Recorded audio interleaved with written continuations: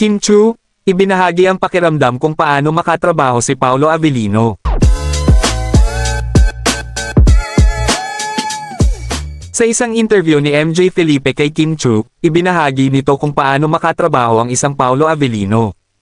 Paano nga ba ang naging koneksyon ni Kim Chu sa kanyang leading man sa What's Wrong with Secretary Kim at linlang na si Paolo Avellino? Sinabi ng aktres na naging masaya nga ang magkakasunod nilang proyekto ni Paolo. Sa linlang ay napakadrama ng role ni Paolo, samantalang sa What's Wrong with Secretary Kim naman ay mahinahon at tahimik ang kanyang role. Sinabi ni Kim na nakilala niya ang isang Paolo Avellino at nakita niya kung paano ito maging masaya, magalit, at paano ito maging dedicated at seryoso. Dagdag pa niya ang pagiging corny at funny nito at marami pang klaseng Paolo ang kanyang nakita. Sinabi rin ni Kim na iba daw ang isang Paolo Avellino makatrabaho. Samantalang, sa kabilang banda naman ay tinanong si Kim kung handa ba siyang makatrabaho si Sian Lim ngayong nasa iisang station na sila matapos magkapirmahan ng ABS-CBN at GMA para sa It's Showtime.